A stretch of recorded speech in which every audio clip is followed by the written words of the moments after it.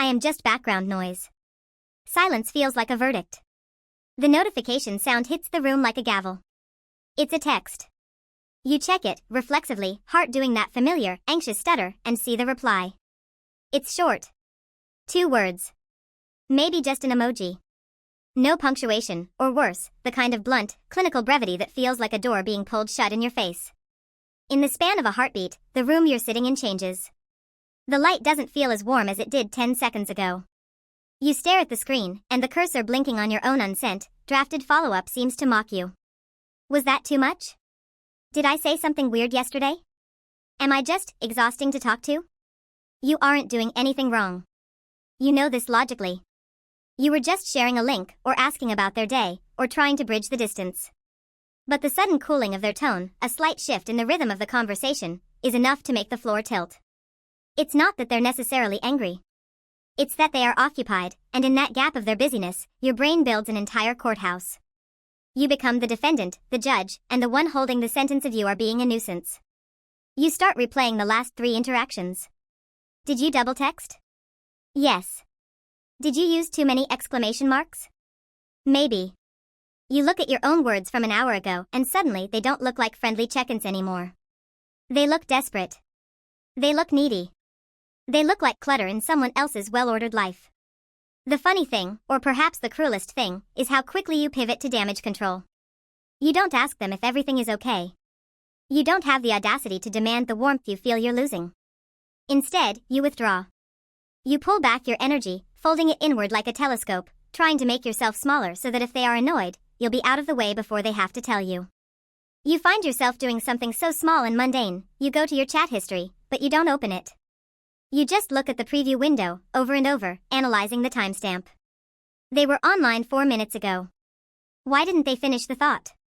Why did they leave it there, hanging in the air like a ghost? It's a peculiar kind of hunger. You aren't even looking for a deep conversation. You're just looking for confirmation that you still exist in their periphery in a way that doesn't require them to be inconvenienced by you. You want to be a comfort, never a task. And yet, the harder you try to be effortless, the more calculated every interaction becomes. You're performing a version of yourself that is low maintenance, breezy, and entirely detached, while inside, you are vibrating with the terror of being found burdensome. It's the silence that gets you. Not the loud, aggressive silence of a fight, but the casual, indifferent silence of someone who just stopped caring for a moment. That silence is a vacuum. It pulls every insecurity you've ever had toward the center of the room.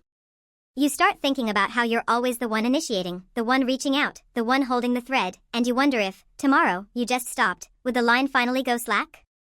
Would they even notice the weight of you missing? You tell yourself to put the phone down. You tell yourself to go do the dishes, to pick up a book, to focus on the hum of the refrigerator or the traffic outside. And for a second, it works. You successfully distract yourself. But then the phone vibrates again, a different notification, and the hope flares up, sharp and painful, before you realize it's just an app alert or a spam email. The letdown is a physical weight in your chest, a dull, aching thud that reminds you exactly where your attention has been anchored the whole time. You realize you aren't actually looking for them. You're looking for a signal that you haven't failed at being a human worth interacting with. It's exhausting, carrying this invisible checklist of how to be perceived. You curate your tone, your timing, your volume, all to avoid becoming a problem for someone else. You've become a master of reading the wind, sniffing for the slightest drop in temperature, ready to retract your limbs like a turtle at the first sign of frost.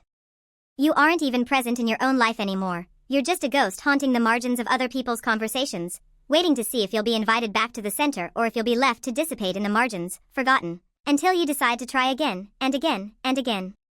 And the irony is, nobody even knows you're doing this. They might just be tired, or busy, or having a bad day, or simply not thinking about you at all, because why would they? You're the one holding the magnifying glass, burning holes into the fabric of a perfectly normal afternoon. You are the architect of your own isolation, building walls out of assumptions and then shivering because you're suddenly cold. You look at the screen one last time. Still nothing. You lock the phone, face down, and let the silence reclaim the room. It's quiet now. Really quiet. You think, maybe this is it. Maybe this is who you are, the person who sits in the quiet, waiting for permission to take up space again. You don't make a sound. You don't send another message. You just sit there, perfectly still, letting the distance grow until it feels like home.